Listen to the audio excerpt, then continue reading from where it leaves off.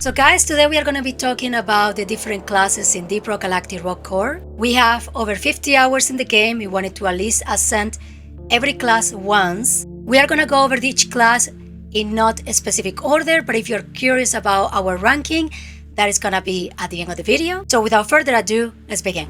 And we are going to start with the spotter. One of the things I like the most about this character is the crit darts. I love how you can use them on a specific area, like you can shoot on the floor, or you can tag a specific enemy or the boss fight, or like the medium-sized elites, and output a big chunk of damage really quickly.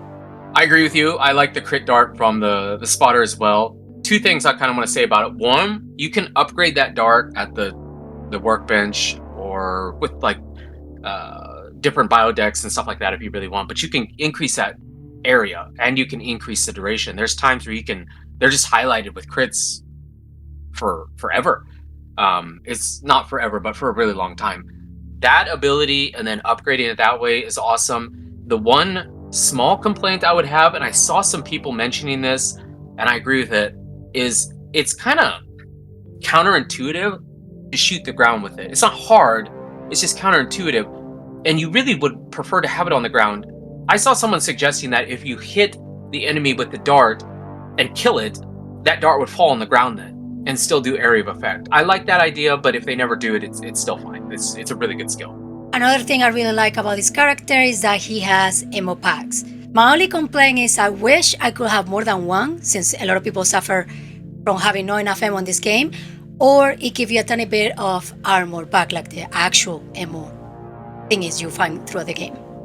Now, his main skill, that is this scanner that he can use, or he can just passively see in the radar if there's enemies close, is okay. I just wish by default was better, or he had a bigger reach, or it lasted longer.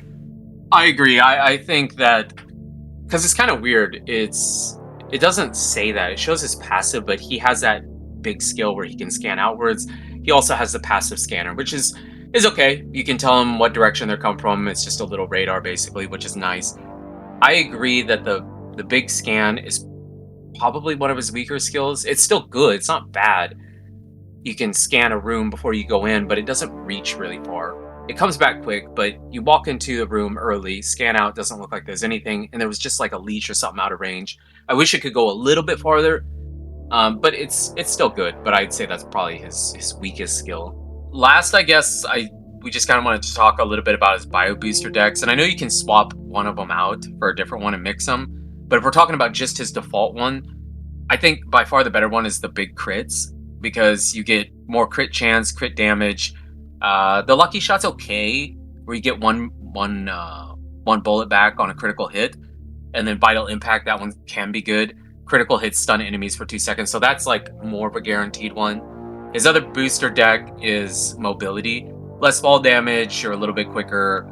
That one I'm not as much of a fan of, but you can switch him out again. So overall, he has one really good bio booster deck and one just kind of mid one, in my opinion. Next up is the Slicer. This is a character, a class I have used quite a lot. You have this dash that doesn't look like you go that far when you do it forward, but if you're looking up, you're trying to reach like, for example, a workbench or a bit higher into the map, it surprisingly lets you go quite a bit high. Yeah, I agree. It's called Blitz. It doesn't feel like you go that far, but it's farther than you think it is. Also, I think it's really good because you can jump off of really high things and not have to land on anything, because you can just use your Blitz right away to avoid the fall damage. So yeah, I think that's a really good skill for the Slicer. And if you don't want to waste your dash when you're falling, I think bringing some enhancement like for fall damage with this character is key. Another great skill he has is basically a melee sword. It's called the Slicer, and by default it's pretty good, it's pretty strong. If you're surrounded by enemies, it works really good. But I will recommend to upgrade this one in the workbench for one thing called Eclipse, I think. It basically gives you more horizontal reach. You don't have to be super close to the enemy to be able to use the sword. Yeah, this ability this is kind of his main ability. He's a melee guy, so he has to take damage. And going to the tool bench, like you said, you can upgrade it. I highly recommend that too. I think he's one of those that you put more time on the tool bench into his character than maybe the weapon. He has that Eclipse, like you said, I don't think it's just range. I mean, it is range, but I think it's like I don't know if it's a beam or what it is, but then you can also put like thermal fire damage on it. That thing can get really good, in my opinion. It's just, he's one of those, I think you invest a little bit more into him at the tool bench than maybe the weapon. And if you're like me, you take a lot of damage when you choose an upgrade from like the drone. A lot of times you can see that there's a skill where you will recover health if you kill an enemy with a melee. And that will apply to the sword, not just your pickaxe. His last skill is basically a shield that moves with him. I never really cared that much about this skill at the beginning until we start playing harder difficulty. You have a lot of the range enemies shooting at you, like the guy that have this egg-looking face that is really annoying, and the guys that are like the scorchers that are throwing fire on you. It's surprisingly useful to have that shield around you, and I think it's big enough that you can kind of cover your teammates if they are close to you. And I have tested, and it seems to work in some of the attacks of the gatekeepers. The Slicer, in my opinion, the Slicer is one of the better classes. I mean, I think they're all pretty good, but one of the better ones because all his skills are good. I use all of them. I don't think there's one skill that he has that isn't good. Because some of the other classes, I feel like there's skills that aren't as good or you don't really use that much. So overall, all three of them are really good. From his Bio Booster deck, the ones I choose usually the most are the ones that you can avoid damage and the ones that you can do more damage to the enemy if you're behind them. Both of his Bio Booster decks, I think, are pretty good. I haven't really swapped any of these out. Usually I kind of mix and match them, but both of his are pretty good. The dodge is good. The backstab is really good. The close quarter combat's really good. That's 20% more damage against enemies' targets that are in 2.5 meters, which a lot of times they are for this guy. He has momentum where if killing an enemy reloads one bullet into your magazine, so you don't get overall more ammo, but you can keep going with that skill. Killing an enemy replenishes 10% of ability charge cooldown. I mean, both these decks are pretty good. So overall, I think the Slicer's good. Redcon was one of the classes I wanted to try the most when I saw the trailers and some of the live streams from the depths. I was really curious to see how her rewind time was going to work because I've never seen anything like that in a video game, like this type of video games, like a shooter. And I have to say, it didn't really disappoint. I love that she can activate her main skills as the rewind time, go there, do all the damage you want, use all your ammo, throw your grenades, take a lot of damage without dying, and then you rewind and you're back to your body and it's like nothing happened, but you still did all the damage. Be careful though, I recommend you not to die when you are in your rewind time because that will fully cancel it and you're dead, you're down. Another cool skill she has is a thing called Rage. Basically, she has to take damage to be able to accumulate it and then you can activate it when it's ready. And before Mr. told me, I used to activate this skill when I was already in rewind.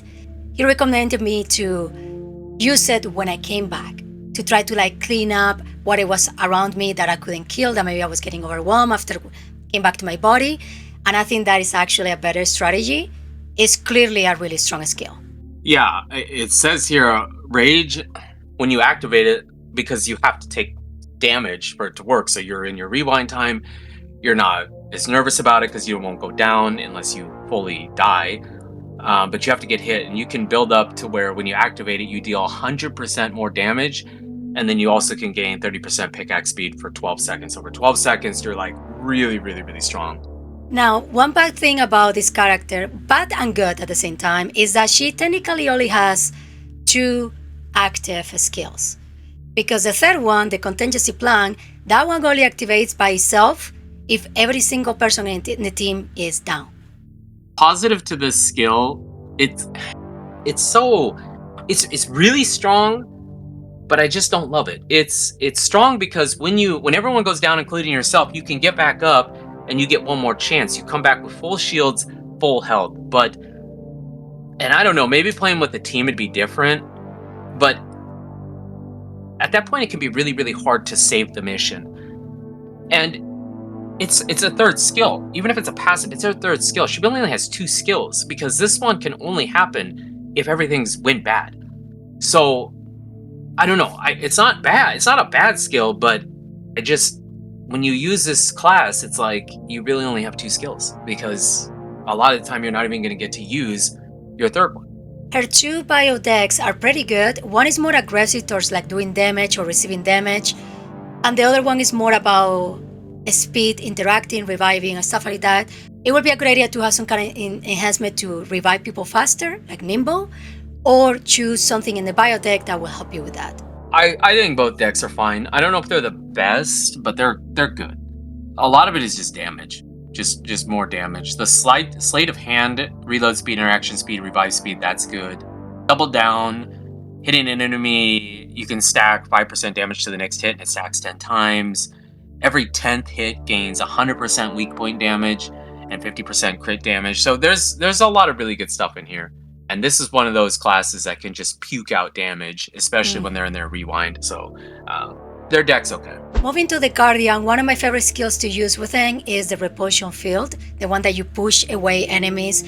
I think it's key, especially in higher difficulties if you're trying to fix the elevator, interact with something, pick up somebody, so it will be another class that it will be a good idea to have like nimble or something like that to pick up faster. Overall, a really solid skill for him. Then he has the concussion barrage. It's a skill that he shoots with his left hand. It looks like bullets basically coming out of his hands, and this one stuns enemy for a short period of time. Now this skill is very strong because it will work really good for like elite, bigger size enemies, and for example in gatekeepers, bosses like Gotorak. If you hit the weak spot, it's almost a guarantee that it will stun him for a few seconds. And his main skill, the big one he has, is this thing he puts on the floor, armor beacon, and anybody that is inside that like area of effect will recover up to 50% of their shields. The biggest issue I have with this skill is that if you're not below 50%, it will do nothing for you. This guy, I thought he was my least favorite. I don't think he's my least favorite anymore. His repulsion field is just too good. It is so good for rezzing, creating space, or fixing the elevator. It's just so good, and you can make it better. Concussive barrage is okay. I don't think it's as good as repulsion field, but it's still really good. You can stun the guys, I don't know what they are, the clamor heads, the ones that shoot the lasers, and then the bosses. That one's really good too, and you can upgrade it as well. I agree, the armor beacon is lackluster. It's a good skill, but there's way too many conditions involved in that. One, well, like you said, it only goes up to 50%. It can't full heal your armor. Two, it has a really big cooldown, 120 seconds. And three, it's really slow. It heals you really, really slowly. I don't know, maybe you can upgrade it. I haven't seen it, but I think the skill is good, but I think they should make a pass on that. I think that should heal you. Either it should come back faster, or it should heal you more. One of the two, or heal faster.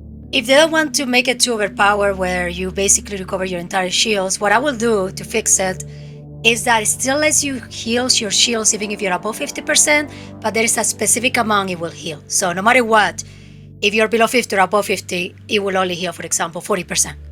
If you don't like this class, I will heavily recommend it to ascend it at least once because his bio booster are, in my opinion, really good. I usually have one of the bio booster decks from this class into a different character, specifically the ones that help you to avoid damage. His decks, I agree, are some of the better ones in the game, I think, because like daunting. Enemies within 6 meters move 10% slower. Oh yeah, that minus minus 4 damage taken from enemies in front of you. Yes, that one. Damage has a 15% chance to stun for 2 seconds. This one's really good reach. All area effects have plus 20% larger radius. Direct damage weapons deal up to 25% of their damage in a 1.5 meter radius. He has some really, really good bio booster decks. So I think he's really good anyways, but he has some of the best decks in the game, I think. And lastly, the Falconer. This class' main skill is the shock drone, a floating turret that you can release every time you have the bar in the bottom with at least one square fill up. I would recommend having that bar in the bottom a bit fuller before you send the drone because then it will last longer doing damage to the enemies. And when this drone shoots the enemy, it will electrocute them, slow them down, and a lot of times kill them if they are weak or put a lot of damage on them. Her skill Thunderbolt puts a beacon on the ground, and if you're standing inside, you shoot the enemies, you apply 100% electrical damage to them. This one was a tiny bit of a disappointment because, yeah, I put it down all the time, but it doesn't feel like it's strong enough, or I don't know, it's just I don't care for it, basically. And the remote drone revive, this one I feel similar to how I feel about the passive from the Redcon. It's a skill that only you use a few times, unless you're playing with a full team and maybe they're going down a bunch of times. As a duo, we don't use it a lot, so I feel like she's missing a third skill. Yeah, I basically feel the same about the Falconer. She's probably this class is probably one of the easiest ones to use, I think, if you don't have teammates going down all the time.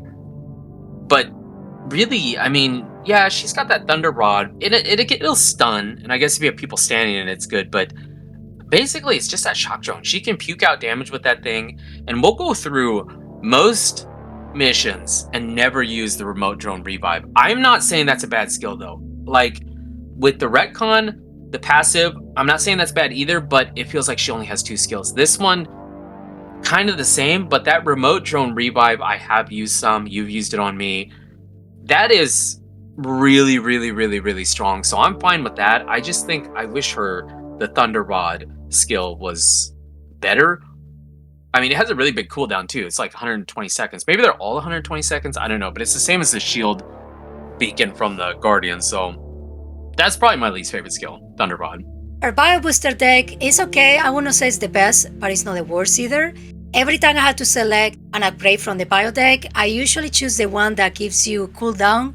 I don't know if every time you kill or you hit an enemy. Well, her Bio Booster deck, you have just flat cooldown, and then you do have ability recharge when you hit enemies, and then you can get damage boosts for 6 seconds if you use the power suit ability, but a lot of them are just like related to the electricity, which makes sense because of Thunder Rod. But again, we use it, but playing a hard difficulty when it gets really bad, I'm not gonna sit there in that thing. If that little Thunder Rod would allow no enemies to come into it like a shield, but then it completely ruins that equipment that you can get, then maybe. But when it gets really bad, I can't stand there. These enemies do tons of damage to you, so that's kind of why her deck's fine, but I don't think it's the best one.